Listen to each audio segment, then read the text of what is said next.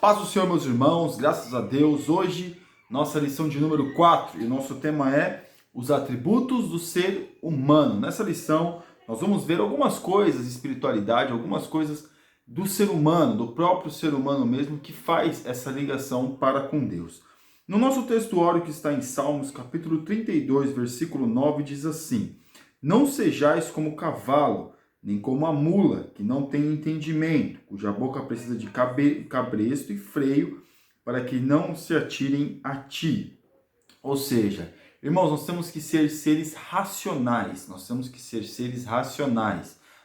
que falar e pensar naquilo que nós estamos falando, nós temos que ter entendimento nas coisas que nós estamos falando e pensando. Então aqui nós vemos que no Salmo, aqui o salmista está atribuindo a questão do homem com o animal. O homem não pode ser como o animal, que precisa de ser um cabresto, para não falar demais. E a nossa verdade prática: criado à imagem de Deus, o homem é um ser espiritual, racional, livre e criativo. Sua missão primordial é glorificar o Criador e mantenedor de todas as coisas. Ou seja, o desejo do nosso coração tem que ser sempre glorificar a Deus, sempre buscar estar na presença de Deus, sempre buscar fazer a vontade de Deus. Esse tem que ser o nosso desejo, esse tem que ser a nossa vontade. Isso nós temos que colocar em nosso coração. Em Romanos, a nossa leitura bíblica em classe, que está em Romanos capítulo 12, do versículo 1 ao 10, o apóstolo Paulo, escrevendo aos Romanos, diz assim: Rogo-vos, pois, irmãos, pela compaixão de Deus, que apresentei o vosso corpo em sacrifício vivo, santo e agradável a Deus, que é o vosso culto racional. Irmãos, sacrifício vivo não é exatamente como no Antigo Testamento, que lá no templo eles enviavam sacrifício vivo e morria lá no altar. Não, meus irmãos, sacrifício vivo é todos os dias. Nós estamos buscando. Quando fala sacrifício, é apenas uma analogia, apenas um exemplo de como nós devemos estar e buscar fazer a vontade de Deus. Esse tem que ser o desejo do nosso coração. Essa tem que ser a nossa vontade para estar na presença de Deus. Então o apóstolo Paulo, ele faz essa analogia e como nós fazendo com que nós sejamos um sacrifício vivo diante de Deus, algo que se coloca diante de Deus, que está na presença de Deus todos os dias.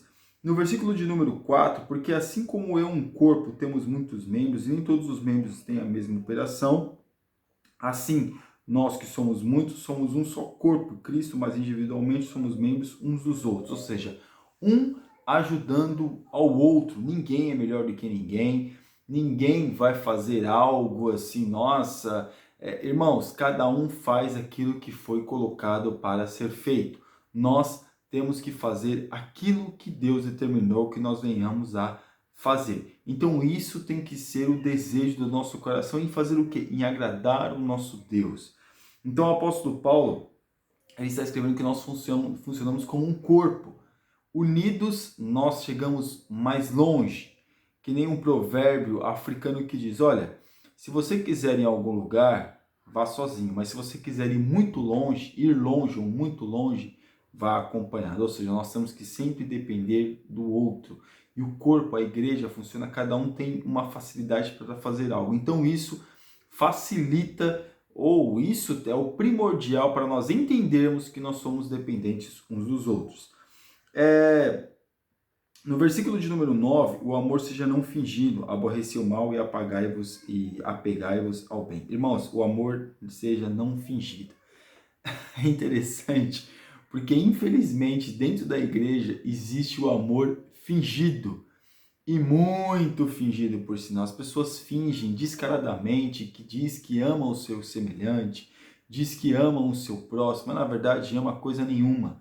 Então aqui o apóstolo Paulo está colocando, se nós somos um corpo unidos, que nós somos um corpo, que nós temos que estar unidos para fazermos aquilo que é da vontade de Deus, então nós temos que amar verdadeiramente uns aos outros, se alegrar com a bênção do irmão, estar alegre com aquilo que o irmão, o nosso irmão, está recebendo. A nossa introdução. Na aula de hoje estudaremos os principais atributos do ser humano: espiritualidade, racionalidade, sociabilidade, liberdade e criatividade. Que o Espírito Santo nos abra o entendimento e leva-nos a conhecer as demandas e as reivindicações da palavra de Deus. O primeiro tópico 1, a espiritualidade humana. Neste tópico aprenderemos que o homem é também um ser espiritual. Parte 1, essa parte aqui, vou comentar só rapidinho essa questão aqui, por quê? O homem é um ser espiritual. Veja bem uma coisa, às vezes a gente fala de espiritualidade, achamos que só o cristianismo que fala acerca de espiritualidade. Irmãos, todas as religiões, ou 90% delas, fala da espiritualidade. Todas elas defendem que o homem está ligado a uma divindade, vamos dizer assim. Nós cremos no Deus Todo-Poderoso, no Cristo, Senhor Jesus, que morreu por nós na cruz do Calvário. Mas as outras divindades, alguns acreditam no budismo, espiritismo, hinduísmo, em outras e várias religiões que também creem nessa espiritualidade. Então o homem, ele é, por natureza, um ser espiritual. Então não adianta o ateu vir falar, mas não acredita em Deus, que o homem... Não, o homem, ele é um ser espiritual. Então o homem, ele tem a necessidade de comunicar o seu espírito com algum outro, mesmo que for do mal, mesmo que for um demônio, ele tem essa necessidade. Então aqui, tópico 1, parte 1, a origem de vida do nosso espírito.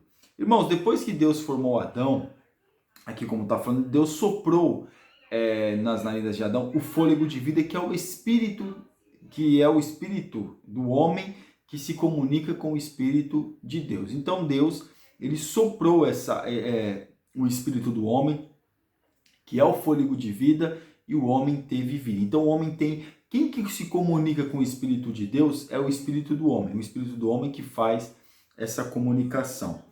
Parte 2. O anseio natural do espírito humano. Sendo proveniente de Deus, o espírito humano anseia pelo Pai Celeste. Irmãos, por isso que eu falei no começo do tópico. O ser humano, ele tem essa necessidade de se comunicar com o espírito, de se comunicar com outros espíritos, né?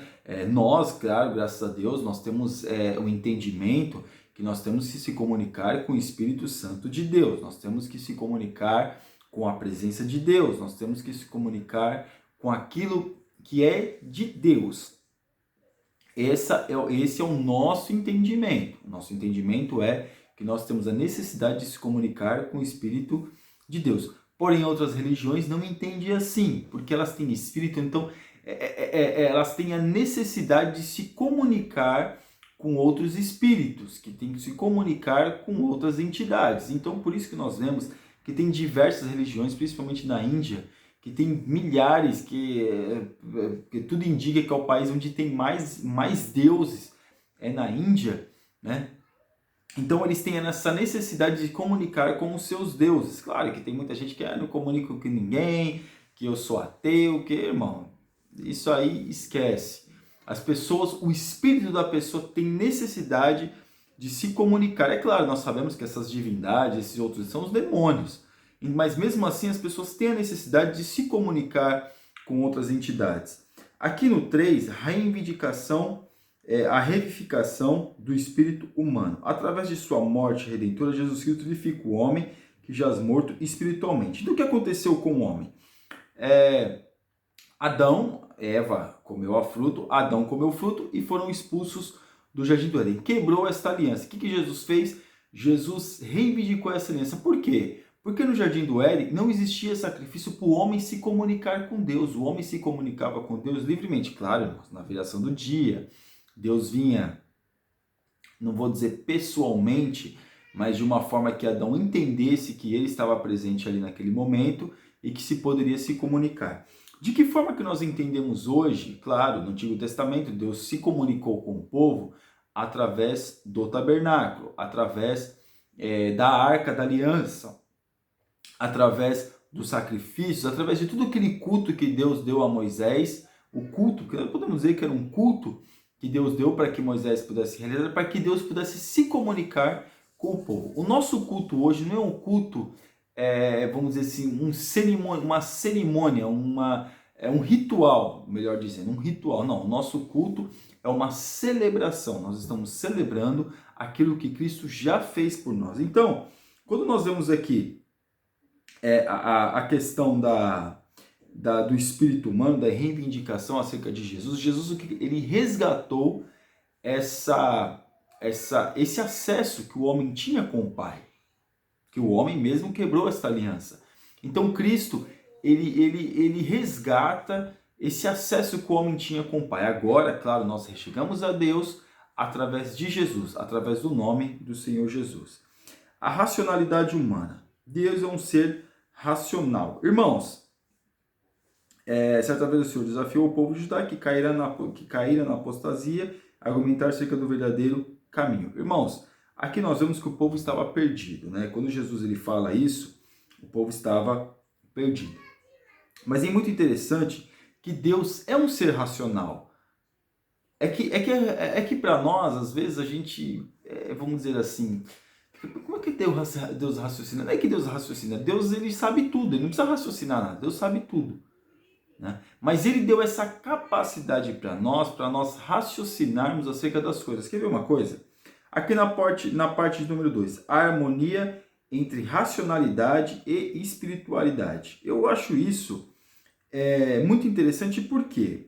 Porque hoje o povo, nós, povo de Deus, eu digo nós, povo de Deus, não estamos raciocinando o culto. Achamos que tudo é espiritual. O irmão começou a louvar e começou tal, aquele movimento. É apenas um movimento, apenas emoção. Nem sempre o espiritual ou a espiritualidade está fluindo ali. É apenas o seu emocionalismo que está fluindo. Então nós temos que ter o cuidado de achar, nós temos que raciocinar para ver aquilo que é de Deus e aquilo que não é de Deus. Por isso que o nosso culto tem que ser um culto racional. Nós temos que saber aquilo que nós estamos ouvindo. Acerca dos louvores, acerca da palavra, acerca das coisas que estão acontecendo no culto. Por isso que nós somos seres racionais. Nós temos que raciocinar acerca do culto. E aqui na parte 3, o culto racional agrada a Deus. É aquilo que nós estamos falando. Posto que Deus é um ser racional, devemos cultuá-lo racionalmente. Por isso que eu acho que é muito interessante, às vezes as pessoas vão para o culto, e o culto, aquele Pentecoste, nós somos pentecostais, aquele Pentecoste, como é que foi? Foi uma bênção, irmão, graças a Deus, glória a Deus. Mas o que foi pregado? Não sei, foi uma bênção. Irmãos, nós temos que saber aquilo que foi pregado, a palavra que foi ministrada, os hinos que foram entoados. Mas eu vou saber de todos? Não é exatamente saber de todos, mas sim de saber aquilo que aconteceu no culto. Porque se a gente vai para o culto e fica disperso e não sabe nada que aconteceu no culto, não absorve o culto. Nós temos que absorver o culto. Essa é a questão de um culto. E saber também o que está acontecendo no culto. Se é de Deus, se não é. Se foi forçada a barra do pregador ou do ministro de louvor, se não foi. Não é julgar, é raciocinar para poder absorver aquilo que é saudável da nossa vida. A sociabilidade humana. Deus nos criou sociáveis. Solidão é contrária à nossa natureza. Por isso Deus instituiu a família e só depois o Estado. Para se estabelecer Estado, precisa ter família. Se não tiver Estado, se não tiver família, não tem Estado. E aqui na parte 1, a solidão é nociva ao ser humano. Irmãos, por isso que nós temos que tomar cuidado hoje com esse movimento aí, que já vem crescendo de muitos tempos aí, a questão dos desigrejados. As pessoas, não quero igreja, eu acredito em Deus, na igreja só tem pessoas pecadores. Irmão, todos nós somos pecadores. Vem pra cá que você vai se sentir muito bem. Porém, tem movimento tem crescido muito, que as pessoas contra isso, contra tudo. Mesmo contra elas mesmas da questão que estão fazendo. Claro, irmãos, o templo de Deus somos nós. Mas a celebração, quando é feita em conjunto, é claro que é um efeito diferente. Se você assistiu um culto pela internet, uma pregação pela internet, mesmo que foi um ótimo estudo, é uma bênção, claro. Mas se você tem a oportunidade de ouvir uma palavra boa presencialmente, é diferente. O culto é diferente. Estar no culto presencialmente é diferente. Então aqui, é por isso que nós temos que tomar cuidado com isso. achar que não precisa de igreja. Irmão, nós precisamos da igreja, precisamos do templo de Deus. O que é o templo de Deus? Somos nós. Um precisa do outro. Aqui na parte 2, a família é a origem da sociedade humana. A família é mais importante que a sociedade, mais imprescindível que o Estado, pois ambos dependem do lar doméstico. Uma base de um país é a família. Até quiseram banir a família na União Soviética, algumas questões da família, eles viram que estava decaindo muito acerca da população e teve que liberar de novo acerca da família. Porém, nós vemos que a origem é a família. A família é a origem da igreja, a família é a origem do Estado, a família é a origem do município, a família é a origem de um país. O país, ele está baseado, ele está enraizado em famílias. Se as famílias forem boas, se tiver uma boa educação dentro do lar, com certeza a sociedade será boa também. Mas quando tem questões difíceis dentro da família, prejudica o Estado. Quando eu digo Estado, eu digo o país. Aqui na parte 3, a Igreja de Cristo é a sociedade perfeita. E quando nós vemos para famílias imperfeitas, viemos para a igreja, encontramos pessoas imperfeitas também, mas com o propósito de melhorar a sua condição, irmãos, é uma bênção. É por isso que nós temos que cultuar com as nossas famílias, nós temos que ter famílias. Infelizmente hoje o jovem não quer casar, não quer instituir família, não quero, não, para mim tá tudo bem assim, também peca, não pede perdão, acha que não precisa pedir perdão, a vida sexual está ativa e acha que não precisa. Não é bem assim, nós precisamos ter família. Não é bem assim porque é pecado também, né? A liberdade humana. Deus concedeu-nos livre-arbítrio para que escolhêssemos entre o bem e o mal. Irmãos, Deus, parte 1 aqui, o livre-arbítrio. Tem muitas igrejas que acreditam na predestinação, que uma vez salvo, salvo para sempre. Nós não cremos nisso. Nós cremos que nós somos salvos se nós permanecemos na presença de Deus. Se nós deixarmos a presença de Deus também nos deixa. Então o livre-arbítrio é a nossa escolha. Nós já temos uma noção daquilo que é o verdadeiro, daquilo que é o real, daquilo que é realmente o caminho para o céu, nós temos essa noção. Agora nós temos que decidir. E aqui vai, o ato de decidir. O ato de não decidir já é pecado. Então nós temos que se decidir. O ato de não decidir, mesmo que se decida para o mal, já é pecado. Então decidir para Deus é a melhor coisa. Então o ato, nós temos que ter esse ato de decisão. Segundo a Bíblia, o ato de decidir entre o bem e o mal, entre Deus e os ídolos, e entre aceitar Jesus e recusá-lo, é um direito que o Todo-Poderoso nos concedeu. Então nós temos essa oportunidade de decidir entre o bem e o mal. Deus não nos força a nada. Deus não nos força a nada. Nós temos o direito de decidir e de não decidir. Isso é uma escolha nossa. Deus, ele mandou seu Filho, morreu por nós na cruz, nos deixou a palavra impressa, a Bíblia Sagrada, e agora, claro, ele não imprimiu a Bíblia, mas ele usou o Espírito Santo para direcionar homens de Deus para escrever a Bíblia. E nós temos a Bíblia. A soberania divina. Já que Deus concedeu-nos direito de escolha, hajamos com responsabilidade e discernimento, porque todos seremos responsabilizados por nossas escolhas. Aí que está a questão. As pessoas querem decidir, mas não querem, se decidirem errado, não querem ser responsáveis pela sua decisão. Eu quero decidir, mas eu não quero ser responsável pela minha decisão. Toda decisão que nós decidimos, nós somos responsáveis pela nossa decisão. Não tem jeito.